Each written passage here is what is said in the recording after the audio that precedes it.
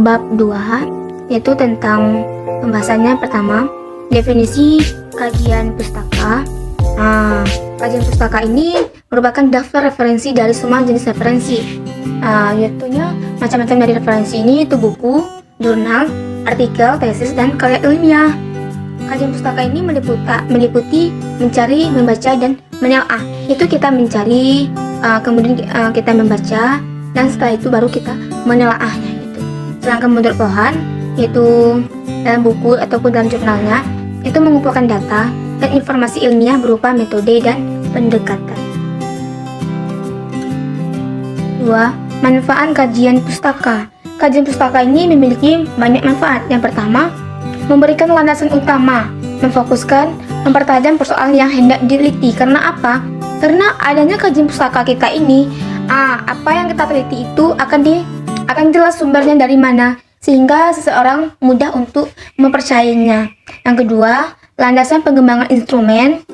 Yang ketiga, memverifikasi hasil penelitian, yaitu perbandingan hasil sebelum dan sesudahnya. Itu dengan adanya kajian ini kita bisa membandingkannya. Dan juga membekali penelitian literatur yang baru, terkini, dan berbobot, menambahkan kepercayaan, yaitu di mana dengan adanya kajian pustaka ini penelitian kita itu lebih dipercayai, membantu memberi gambaran tentang metode dan teknik yang dipakai sebagai solusi kerangka berpikir menjadi jelas, menentukan kriteria sebagai sumber yang diacu yang sudah disajikan.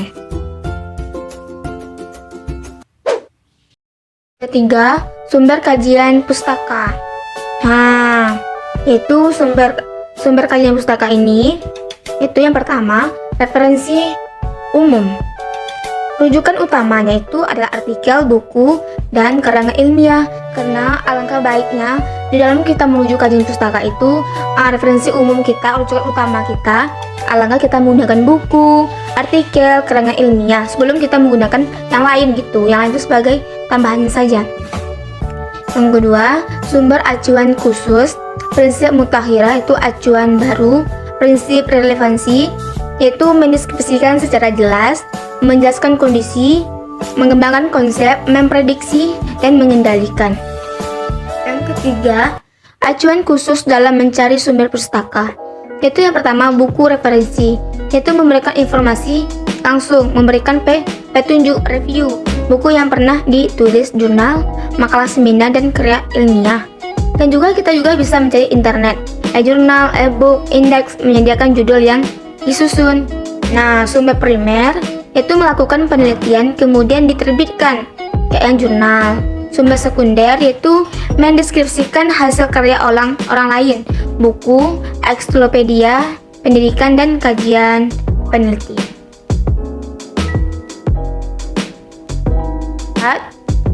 Bagian penelitian yang membutuhkan kajian pustaka. Tentu di sini semua karya ilmiah itu membutuhkan kajian pustaka gitu. Di pengumpulan data, yaitu subjek dari mana data dapat diperoleh. Sumber data primer, contohnya data secara langsung. Sumber sekunder, yaitu sumber yang diambil dari sumber lain. Analisa data digunakan untuk menganalisis semua bentuk komunikasi surat ketika meneliti untuk membatasi bidang bagian isi dan mengaitkan ide dan teori dalam penyerapan. Itu semua membutuhkan kajian pustaka supaya apa-apa yang telah diteliti itu dipercayai oleh orang lain gitu. 5. Cara mengkaji bahan pustaka. Yaitu banyak sekali cara mengkaji bahan pustaka. Sedangkan menurut Hamid, yaitu tinjau buku yang berhubungan dengan topik, membaca penelitian terbaru. Buat apa kita membaca penelitian terbaru? Yaitu untuk mengetahui kekurangan penelitian sebelumnya yang telah dihasilkan penelitian sebelumnya, perbedaan dengan penelitian sebelumnya. Itu hal yang harus kita perhatikan terlebih dahulu. Kemudian cari hasil konferensi, cari ikhtisar, skripsi, tesis. Menurut Ali, yaitu materi hasil penelitian yang relevan, membaca abstrak, mencatat bagian penting, selain informasi yang disusun. Karena apa? Kalau kita membaca semuanya, nanti akan memakan waktu yang terlalu lama.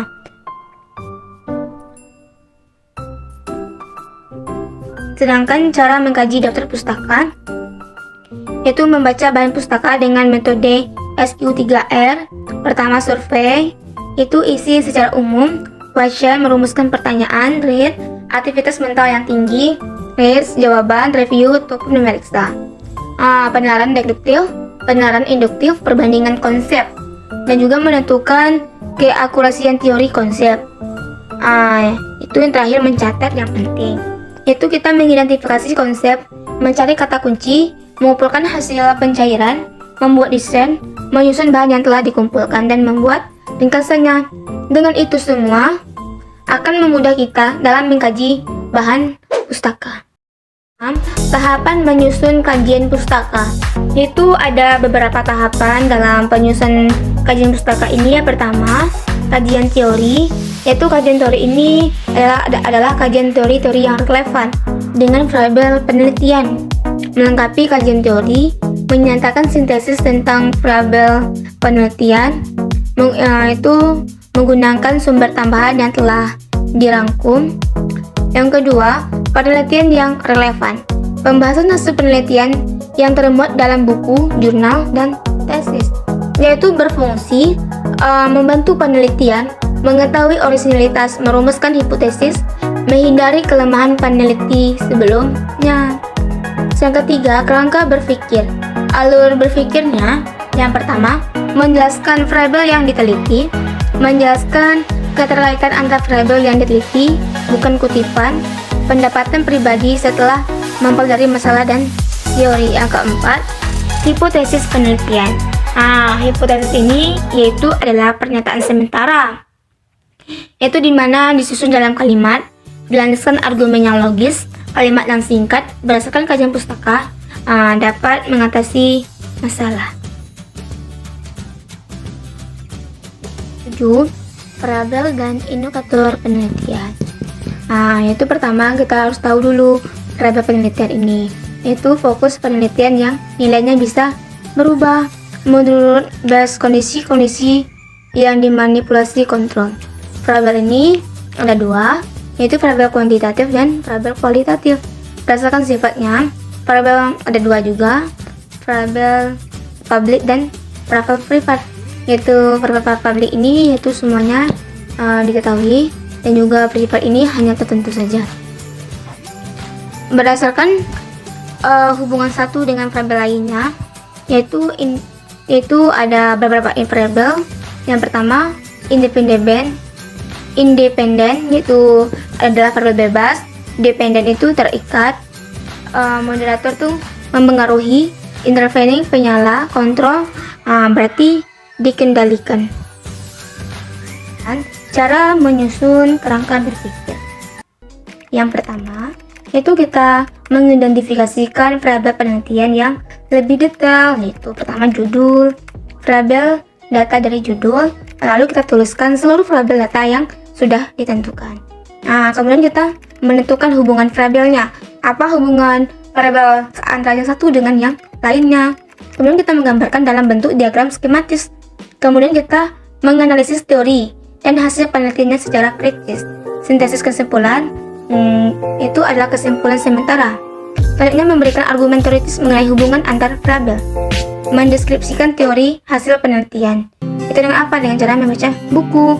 Menganalisis komparatif tentang teori dan hasil penelitian. Dengan cara membandingkan materi. Kerangka berpikir.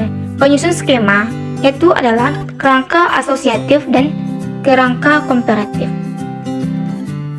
Yang ke-9, penelitian relevan dan cara penulisannya. Pertama, kita harus tahu dulu apa sih penelitian relevan.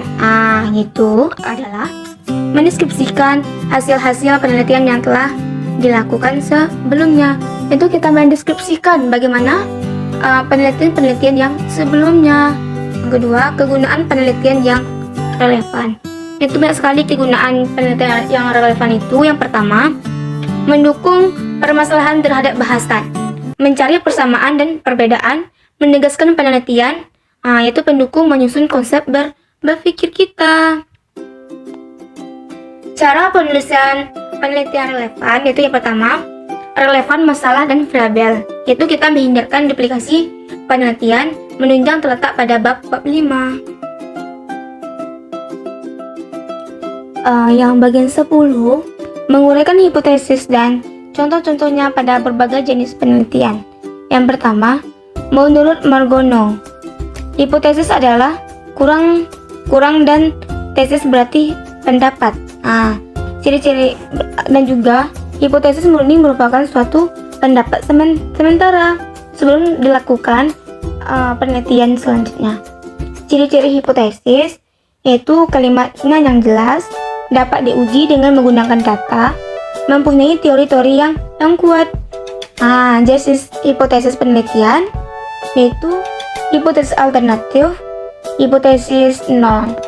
Hipotesis alternatif yaitu mengarahkan hubungan antara variabel X dan Y.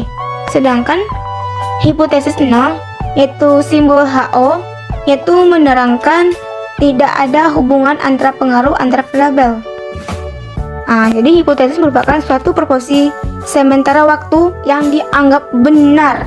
Jenis hipotesis itu menurut pendapat lain yaitu eksploratif, didasarkan pada pengalaman masa lampau, deskriptif yaitu deskriptif komparatif, jawaban sementara, verifikatif, mengetahui sebab akibat, hipotesis eksperimental, usaha pengumpulan data, hipotesis asosiatif, jawaban sementara. Contoh hipotesis yaitu adalah hipotesis asosiatif. Adalah hubungan yang signifikan antara tinggi badan dengan yang terjual. Contohnya HOP sama dengan 0,0, tidak ada hubungannya. JA P tidak sama dengan 0, ada hubungan. Hipotesis komparatif yaitu bagaimanakah produktivitas kerja karyawan PT X bila dibandingkan dengan PT Y. Hipotesis deskriptif itu contohnya berapa daya tahan lampu pijar mereka X.